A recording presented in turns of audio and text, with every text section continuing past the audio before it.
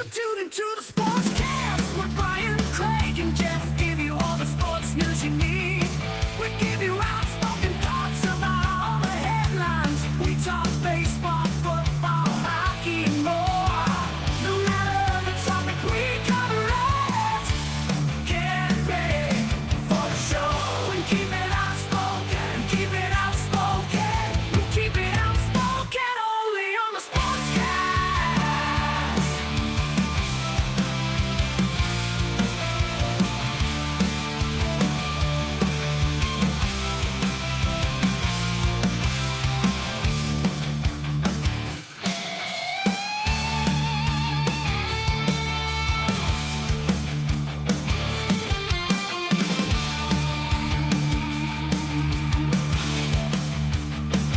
Tune into the Sportscast with Brian, Craig, and Jeff. Give you all the sports news you need.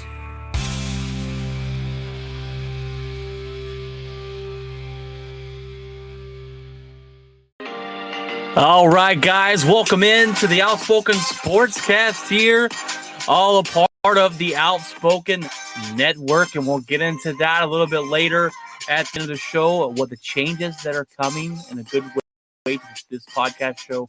I appreciate you guys taking time out of your day, but a show for you today. We got the NFL Week top 9 games. I'm going to give you the top games of Week, not 9 games. There's not probably 9 good games you can find.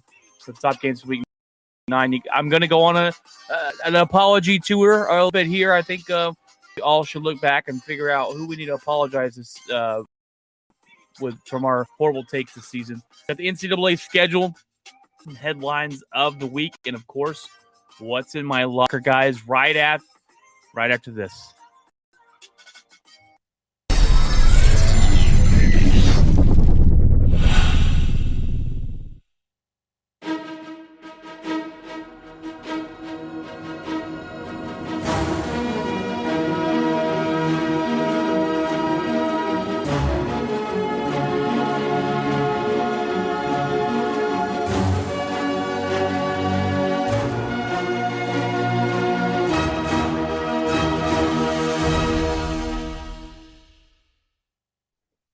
All right, guys. All right, welcome in. It's episode 166. The apology tour has started.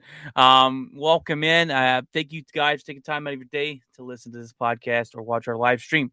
I'm going to jump in real quick here to the NFL Week 9, the top games of Week 9 in the NFL. And there's some weeks where you find out there's a bunch of good games that on paper, there's a lot of things on paper, right, that should be good games. And sometimes they don't turn out that way, right? Sometimes, like the season, a lot of things has been turned on its head because of the crazy teams that have been winning out of nowhere. The teams that were good last year are really bad this year. And so on paper, these games look decent. So you got the Buffalo Bills at the Jets. And the Jets have been surprisingly pretty good this season. They've had some ups and downs. We're getting, they're getting the quarterback back in Wilson, and he's had some games where you're like, okay, he looks pretty good. He had a game last week where he did not look so good. He threw a couple interceptions, and the defense of the Patriots really got to him. So he's gonna have to play better if they want to beat the Buffalo Bills. Now the Jets defense has been really outstanding this season, and needs a lot of credit. And this coaching staff and the draft that they had, getting Sauce Gardner and getting guys in that know how to play some football. So if they can get Wilson playing good, they've got a chance. They stopped the Green Bay Packers when they played them. Buffalo is on pretty much a hot streak. They didn't play so well against Green Bay last week in the second half. They've got to come out and put two halves together. They still beat Green Bay because Green Bay is not very good. But this game to me it's time for the Jets to show up and prove what changes do they want to make? What this could change how we see the Jets will be if they go and beat Buffalo at home. It's going to be a tall task. I'd still pick Buffalo to win this game, but I'm interested to see if the Jets can hold their own at home against the division rival. So we'll see if they can keep that close or not. Now Seattle travels to Arizona And I put this one on the map because I want to see if Seattle is going to continue to play well or not. Geno Smith's been having a good season. We all thought this team was going to be bottom of the barrel, and they've come out and they're leading their division. I believe they're leading. Last time we looked, they were leading their division, but they're playing a lot better than most people thought, including myself. And they might be in that. They might be in the apology tour coming up in a minute. Yes, they are leading their division at 5-3. So Arizona's looking to bounce back. They have had a very poor season given what they did last season. I've always thought they were overhyped. I'm not a big Kyle Murray fan. There's a lot of problems behind the scenes there that have been put out into public over the off season, and that stuff's coming out for the whole world to see. They're not playing really well, and I think Cliff Kingsbury at the end of the season will find himself the door because they just paid their quarterback and they're not going to be letting him go. So I picked Seattle to win this game. I do not believe that Arizona is going to be able to get the job done.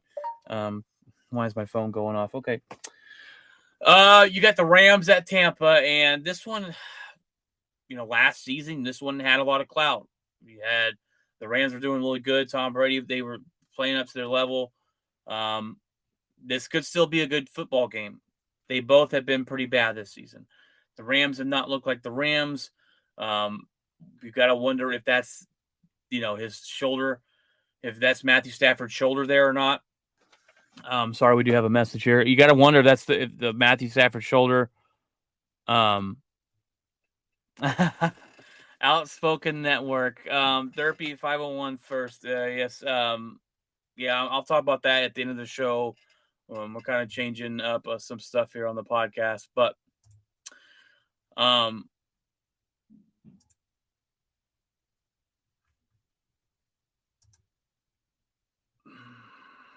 don't know what you mean, buddy, but you've got to wonder, though, if Matthew Stafford's shoulder's hurting him, that's why he's not throwing the ball. Why the offenses look a little sluggish. And then Tampa Bay, you got, Tampa Bay's been absolutely bad this season. They've got talent. Movie reference. Okay, I was like, wait, what? What movie is that from? I must not have seen it. I don't know. Thank you, Dirt, for joining the show, though. Appreciate your time. But Tampa Bay has been very, very bad this year. I don't know if it's their new head coach. This is the same team they had last season. You got to wonder why they're not. Is it just why they're not, as good as they were last year? Is it Tom Brady falling off? Is it this offensive line? It has probably a lot to do with his offensive line not being able to protect him. Is it the head coach? Could we see him gone next season? I'm not sure if he's going to be around. And does Tom Brady retire? His wife is forcing him. That sucks for him and his family. But what does he stay around? He says retirement's not in his is not in his near future. But I don't know what else has he got left in the tank. Is his offensive line that bad? I don't know. But this might be a good game. It could be. Two struggling teams. It's a sports reference. Okay, for absolutely nothing is with a. I must have not seen the movie, brother.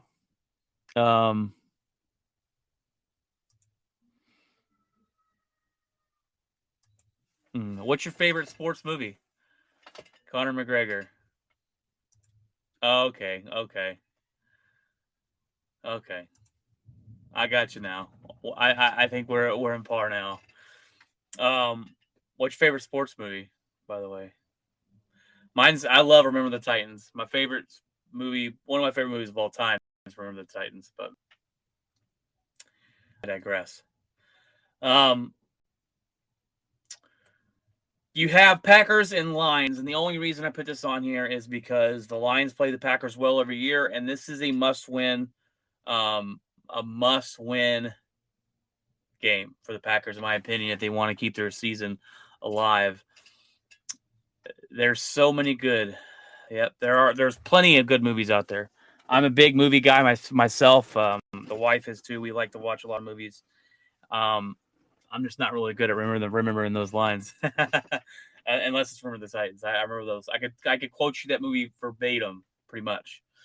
But getting back to this, the Packers is a must win for the Packers. They've got to win this game. They want their season to be on par. We play the Cowboys the week after. Cowboys coming off a bye. That's a big week for me because I'm in Texas. I live in Fort Worth.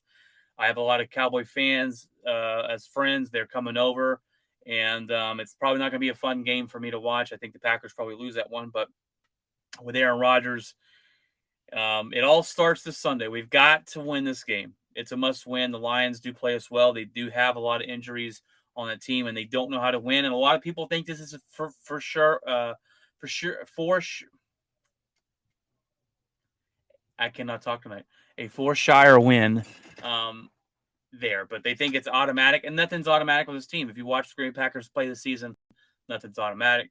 And I got the Chargers in Atlanta, and I put this on here. Atlanta's played pretty well this season.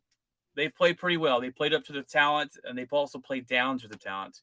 But they were able to beat Panthers last week because of DJ Moore taking off his helmet and slamming it on the ground, and their kicker stinks. But they've been playing pretty good. They've been fighting pretty good with the teams. The Chargers are probably going to lose their head coach after this season. This team's too talented to be as bad as they are. They're so inconsistent.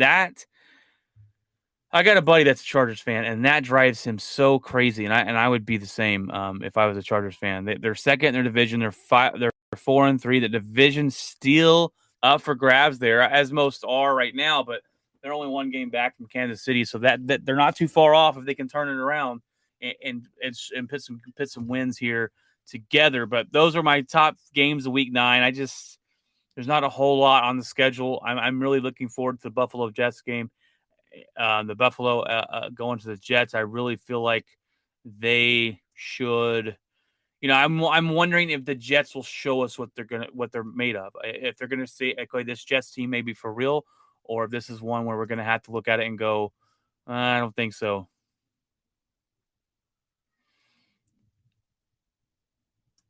Okay, all right. He gave me a list.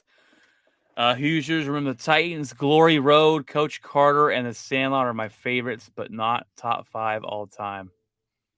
Awesome. Those are some fantastic sports movies. Sandlot is one of my favorite sports movies. It's a classic around here. Remember the Titans is one of my favorite of all time. Some good movies you got there. It all depends. That's why movies are great. Everyone has their own opinion. You like different ones. I like different ones. Some like different genres and all that good stuff. But those are some good movies you listed off there. I'm a big Denzel Washington fan. So basically anything Denzel Washington, I will watch because he's fantastic. The only one that makes your top 5 is Hoosiers. It's hard to have a top list of movies because there's so many and so many fantastic ones that it's hard to have that list, but they're out there. I mean, people have those lists. They're their favorite movies of all time. It's time for the apology tour. I got to apologize to some people, some teams, maybe some people, and a head coach because I killed these guys. Not really Geno Smith. I have Geno Smith on here, and it's not really an apology that I need to make to Geno Smith. The NFL needs to apologize to Geno Smith. This guy was written off. He was drafted by the Jets. He played two seasons with the Jets, who were a bad football team at the time. But they really didn't have another shot. And now he's getting a shot in Seattle, and he's playing pretty well. He's got the team winning their division. So let's not be so harsh on Geno Smith. It's interesting to see, though, that players that get drafted high, you have high expectations, obviously. But when they go to a different team because it didn't work out and they start succeeding there, you kind of wonder if it was the head coach, was it the organization, what was going on? Is he just more mature now in a sport where he knows more things? But he's looking pretty good this season, Geno Smith, and I think the NFL owes him a little bit of an apology. Pete Carroll, I bash Pete Carroll. Pete Carroll to me is one of. I've always thought is not a very good coach. He their organization drafted a really good defense.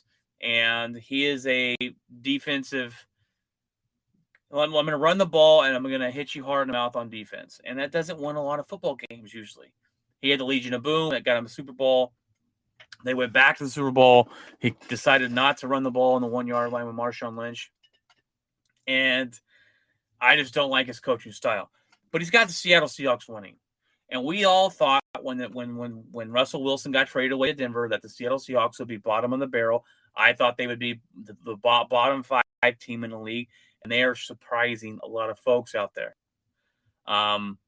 So I got to give an apology to Pete Carroll. Okay, there's one more guy I got to give an apology to. That's Jalen Hurts.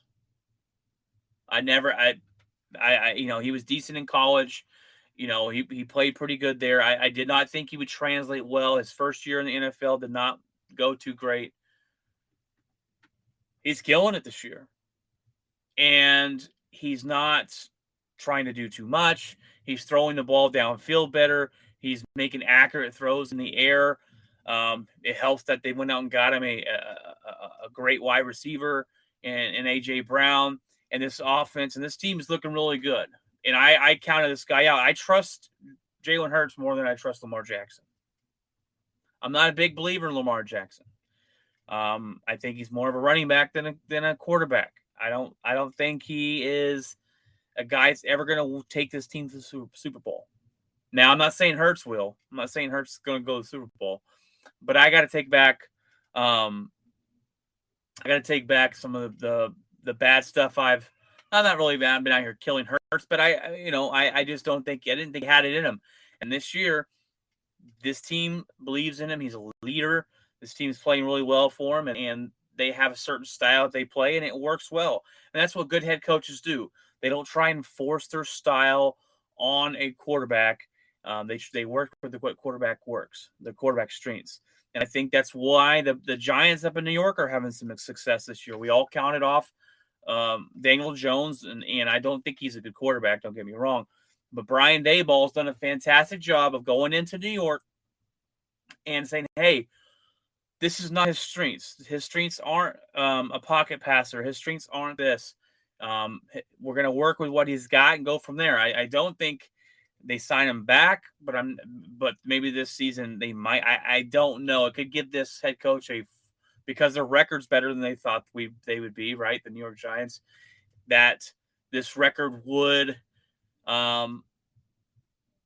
maybe, and I'm guessing the Dallas Cowboy fans and the Eagles and Washington are like, hopefully they do sign him back because he's not a good quarterback. But to me, that's just good coaching there to get this team where it is. So, but that's the apology tour. I want you guys to think about the sports opinions you have and go in there and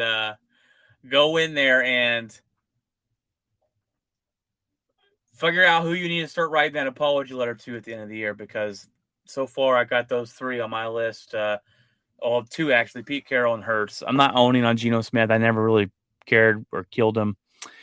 Let's see.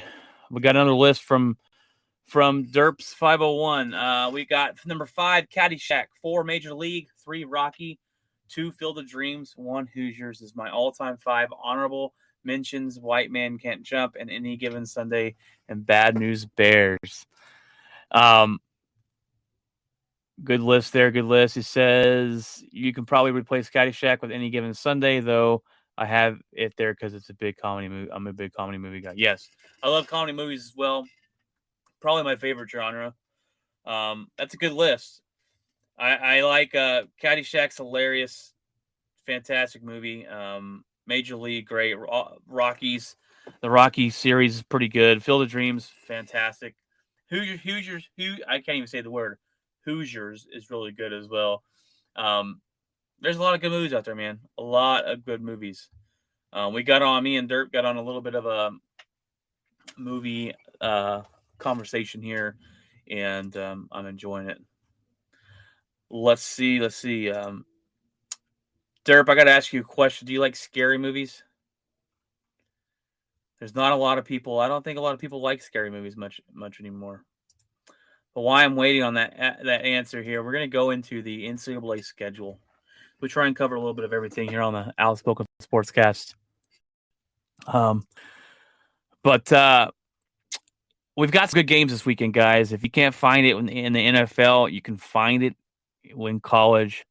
The game, this is a must-watch game if you're a college football fan. And I'm a TCU fan.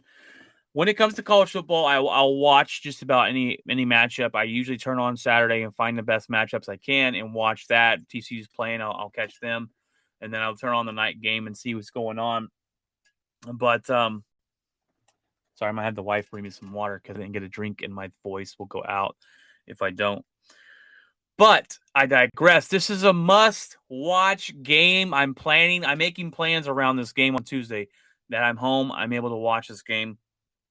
It is number 1 Tennessee versus number 3 Georgia. This is at Georgia at 2:30 on CBS. Fantastic game. Now look, Tennessee bumped up to number 1. They did the polls. The first playoff poll Tuesday night, and Tennessee jumped all the way to number 1. Georgia at 3, Ohio State 2. Bama's out of the top 5. They're number 6. So, sorry, let me send that text real quick because if I don't, my voice is going to kill me. But Tennessee, I really like this team. I think they are fantastic. They're playing really, really good at football there. The offense is rolling. This defense is pretty good. They could play better. The defense could play better. Their offense has been really, really good. And that game against Alabama, instant classic there. Instant classic. But Georgia's not as good as they were last season. The defense of Georgia was elite. Their quarterback really came out and played really well last year. Their defense is playing good. They're not as elite as they were last year. This offense is taking a little bit of a step back. I think Tennessee wins this one in Georgia. I think they remain number 1, but they look to be like a very scary football team. Going back to the question here, I asked Derp if he liked scary movies. So if they're written well, yes. Cough, cough. Bad example is the new Halloween trilogy from 2018. Kills and 2018 kills and ends it's laughable. Now that's a lie. A lot. See, I hear that. A lot of those scary movies they're just not good anymore, and it's hard to find some good ones. Me and the wife went and saw that movie Smile, and I actually thought it was pretty good for a scary movie. Yeah, it was pretty creepy. Made me jump a couple times. I thought the story was well written. It's hard to find a well-written story. So if you haven't seen that one, go see it. I've heard a lot of good things about The Black Phone. I really want to watch that as well. That's on streaming, if I'm not mistaken. So I need to sit down and watch those. It's hard to find the time though because I got 4 kiddos that aren't able to watch those scary movies. They're not old enough yet. So, but I'm on vacation coming up this week.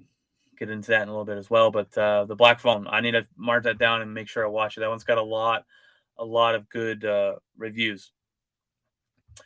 But go watch Smile. Smile is really good. Back to the NCAA schedule here, guys. Number 6 Alabama goes to number 10 LSU, and this is going to be an interesting one. It's at 6 p.m. on ESPN. A lot of things happen in LSU. You got Brian Kelly there moving over from Notre Dame, looking to upset Bama.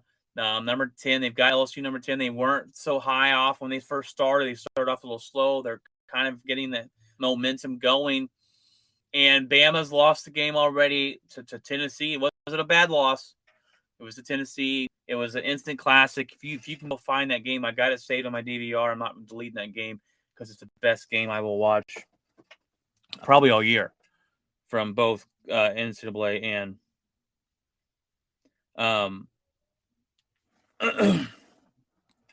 but it's a classic. Can LSU beat Bama? Sure, yes, they can. Will they? I don't think they will. Bama's got to get back on the winning track. They dropped to number 6. They've got to get back into showing that they're the powerhouse, showing that they're the contention. And at the end of the year, they want to be in a good position to be put back into the playoffs. Number 24, Texas travels to 13, Kansas State. Not a number 24. That's not very good, Texas. Sorry, it's not good there ranking. I know you've had some injuries at the quarterback position this year. But Kansas, number 13, TCU just beat them, and Texas has to play TCU. It's going to be a good comparison. If you can beat Kansas, maybe you'll be able to beat TCU, but we shall see. This one should be pretty good. That's at Kansas State, 6 p.m. on FS1. Number 4, Clemson goes to Notre Dame at 6:30 on NBC, and Clemson should handle business here. Notre Dame has not had the start they wanted. Excuse me. To their season.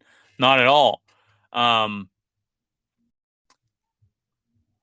Looking for an upset, obviously, if they win, but I don't think it's going to be done. I don't think they got the team over Notre Dame there. Notre Dame's always been one of those teams to me that's been overrated. And they got a new head coach. It's been really bad there. Their quarterback's been hurt. I've written Notre Dame off, and Clemson should get an easy win. Cal travels to number 9, USC. USC should win that one pretty big.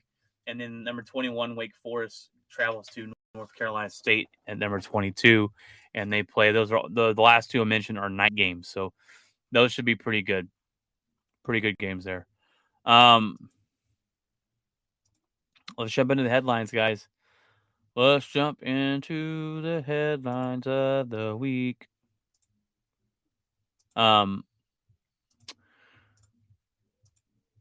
Right after this.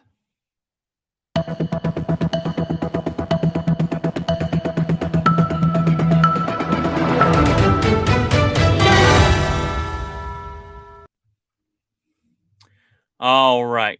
Astros take a 3-2 lead last night as they actually win the game 3-2. They go back up in the series. And look, this has been a better series than I thought. I thought the Astros was going to come in here and dominate it. But the Phillies have been battling. And that's what I'm going to tell them. Keep battling. No one wants to see the Houston Astros win a championship. No one wants to see it. They cheated their first way there. They probably cheated this way here. There's a book coming out talking about how the Astros continue to cheat after 2017. I'm interested to probably be my next read. And I was starting to give up on the cheating part of it. But there's been more stuff coming out, and I just can't give it up. Astros cheated. No one wants them to win. A lot of people hate the Astros for that. And I get it. A lot of people are going to go, well, everyone cheats. They just got caught. They took it to a different level. Stealing signs naturally in Major League Baseball is fine.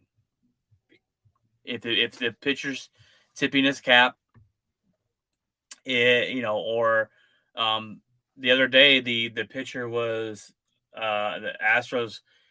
His leg would go up higher when he was throwing a off speed pitch, and then lower on his on the mound. He would go lower when he was throwing a fastball. So they were able to pick up on that.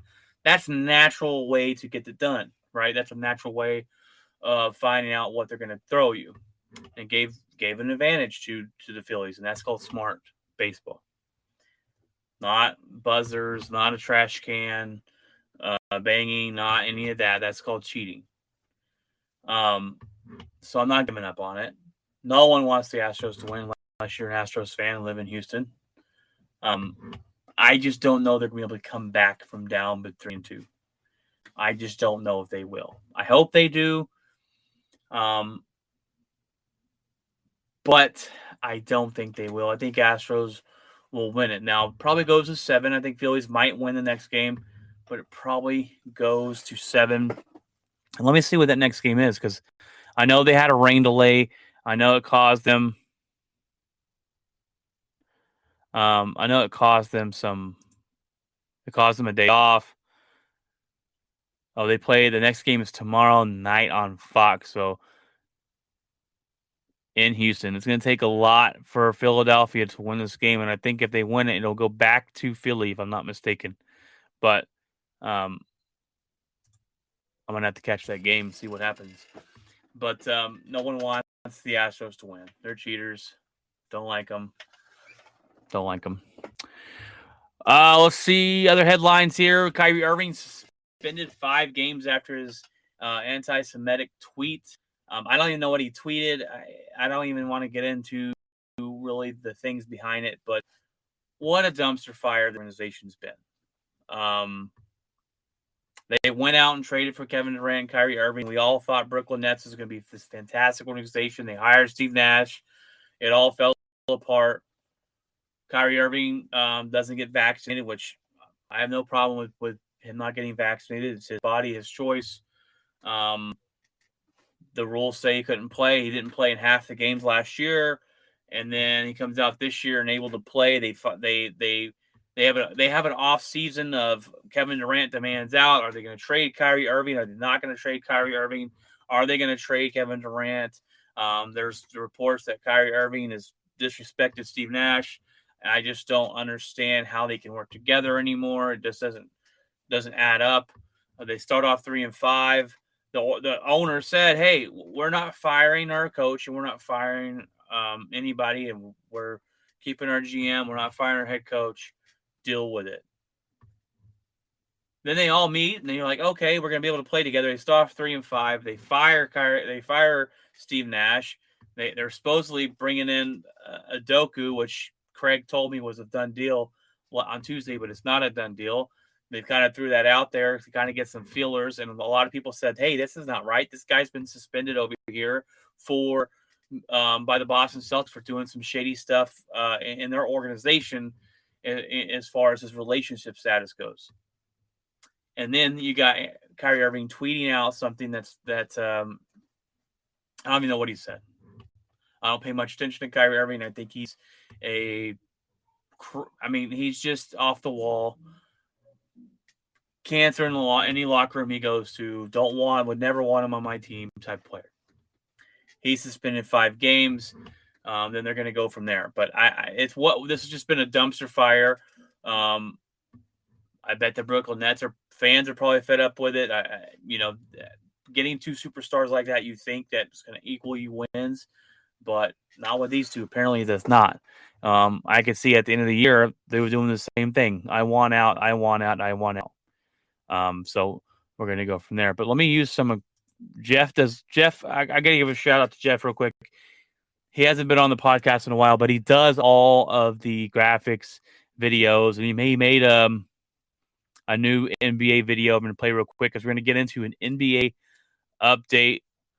So let's go ahead and throw this up.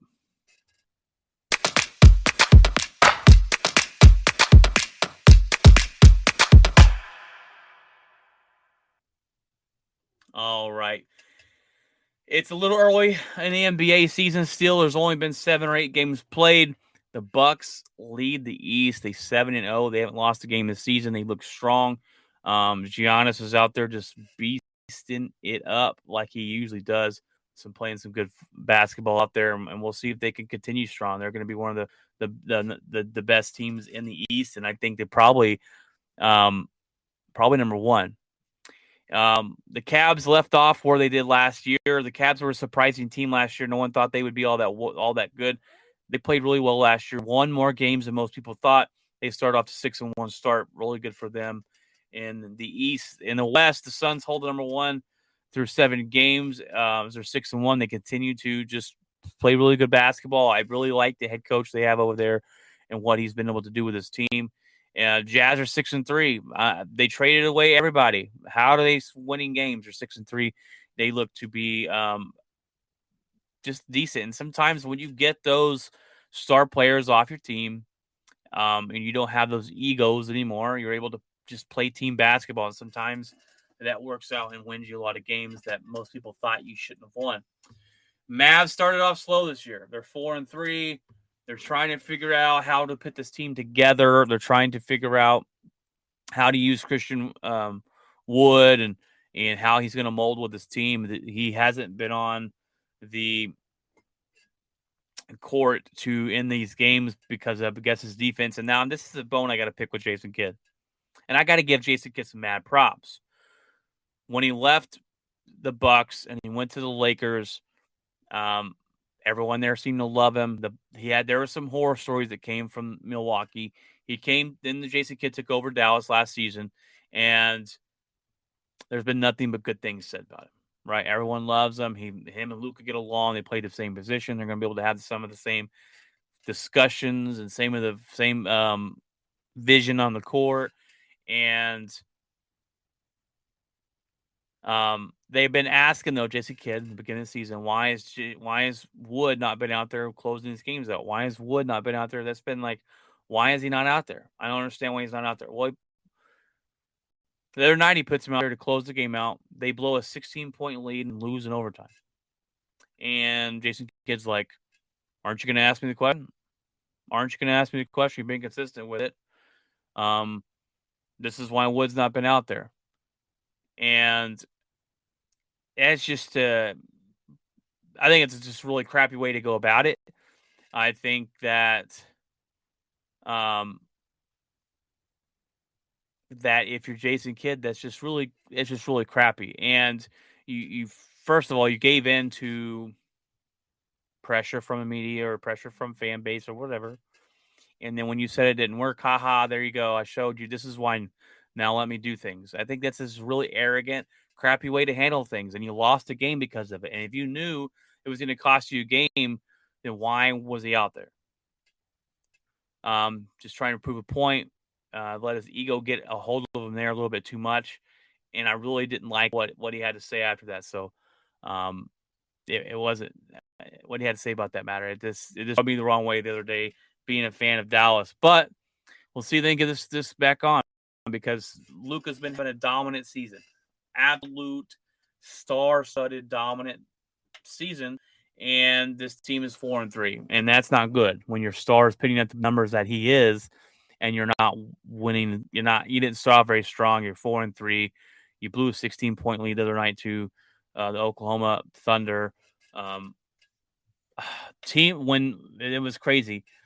Teams that had a 16-point lead with 4 minutes to go in the fourth quarter were like 9,995 to 1.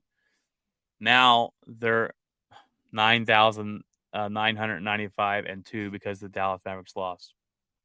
That's some NBA update for you there. We're pretty early in the season to really break or go into anything. So, all right, guys. Well, it's just me this week on Friday. So, Friday shows are a little bit smaller when it's just me, because it's just me talking, and I try and fill as much time as I can. We have the What's in My Locker segment right now. And this is where at the end of each show, we tell you what's in our locker. And that's just a little bit behind the scenes of our show outside of the podcast, where you get to know us a little bit. But I start vacation this week. Fantastic. Super excited about that. It's more of a staycation. The kids are still in school. We're not doing anything as far as going out of town. We'll go eat at a couple places we want to. It's also my wife's birthday. And y'all can let me know if this is weird or not. But some people think it's weird. I don't know. She's a stay-at-home mom. She works one day a week on Saturday when I'm off. She's a stay-at-home mom, and it's a draining job. The kids drive her crazy. Sometimes I'm like, man, I don't know how you do it. The kids drive me crazy, and I'm just here on Saturday or whatever. Or when I get home, I'm like, man, these kids. And our kids are pretty well behaved. So, but every year for her birthday's on the 11th of November. It always falls on Veterans Day. Every year I get her a hotel room. She likes to go to a hotel room for a couple of days where she doesn't have to be touched by children. She can eat whatever food she wants. She can go sleep when she wants. She can sleep as late as she wants. Do whatever she wants. I'm going to be here with the kids, obviously, but so that's for her birthday. It's her birthday on the 11th, and that's what she likes to do. So she's going to go out with her friends, have a good time for her birthday, and that's usually what we do for the birthday month for her. So we got that going on. So vacation, it's gonna be the staycation. I'm able to stay up and watch not video games. I'm gonna stay up and play video games. I gotta get playing that Call of Duty back. I haven't played it in a little bit, and but I'll be able to stay up and watch sporting events. You got the Mavs game tonight, the World Series game tomorrow. Kat says that's so sweet. Well, thank you, Kat. Thank you. Yeah, that's what she does. I don't know if that's normal for most women that want to do that. I don't know, but it's just a little break from the kids, and she gets to just do whatever she wants. So it works for her. It works for me. So I usually try and get a vacation around that time so I can do that for her every year. But just vacation, baby. It's like, but me and Craig. I met Craig at my job, and Craig, he's a co-host on here, or a host on here. Sorry, and we work crazy hours. I go to bed about 7 every night. I get up about 1:15, 1:20 in the morning to go to work, do my job, and come home. So I don't have much of a nightlife, but Kat says that would be awesome. I'm not gonna lie. Kat, do you have children? Let me ask you that question if you don't mind. I got 4 girls. I got 4 beautiful girls. One's 9, one's 6, she'll turn 7 in February. One that's about to be 5 this month as well, and then I got another one that is 3.5. So they're very young still, very little, and I'm trying to keep them that way because life's going too fast for me. But Saturday plans. My Saturday plans. Oh, she's got 2. She's got one girl and one boy. Girl 16, my boy is 1. Awesome. That's a big difference in their age. Now we wanted ours to kind of be close, so they close together. And the 4th one was kind of a surprise. We were like, do we want a 4th one? It just kind of happened. But obviously now she's here. We're blessed. But that sounds awesome, Kat. Let me know how the teenage years go, because everyone's telling me the teenage years are the roughest, and I'm not there yet. I'm not there yet. I'm gonna need lots of advice on that. And but my Saturday plans are around that Tennessee football game. I usually get up. I usually go shopping on Saturday for the groceries for the week. I'll do that, and then clean the house. I get the girls. They got to clean up their rooms and stuff on Saturday before they do anything else. And then I'll watch that game. I got my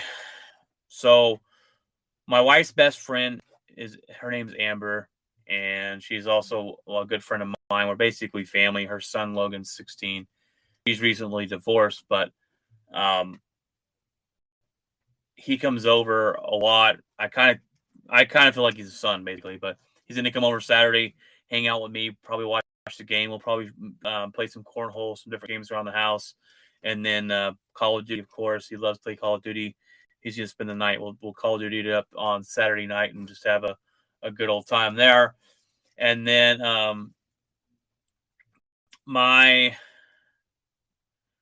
so get out and vote, guys. Get out and vote.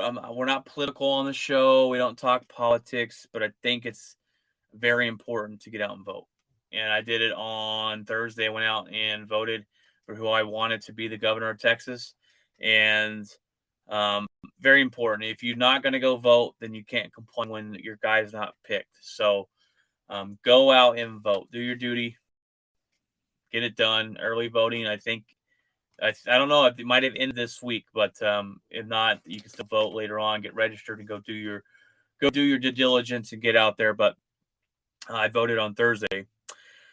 All right, guys. Well, the Outspoken Sportscast. We're working on some stuff. We're trying to change some things up here for the good, for the better. Don't you worry. Give you guys more content. But if you might see the change on our YouTube channel. We're going to change the YouTube to the Outspoken Network.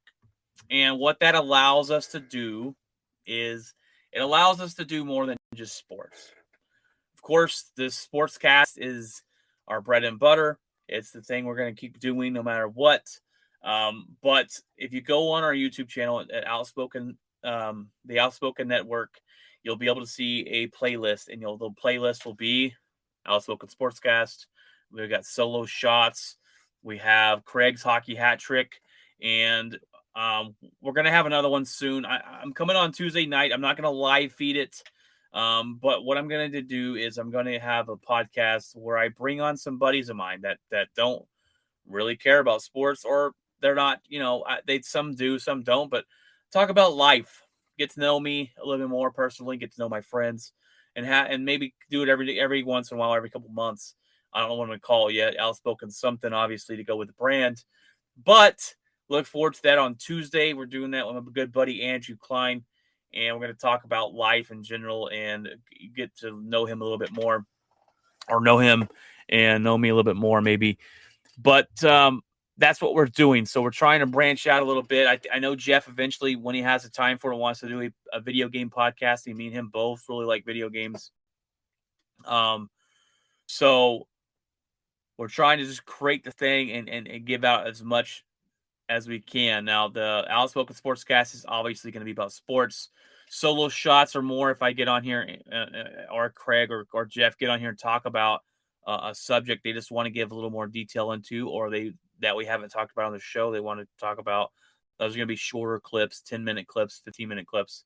And then you got his Craig's going to start. He's already started it. He wasn't able to do one this week, but he's going to do a weekly NHL show because there's so much sports going on. We don't really have time to cram it all in one episode.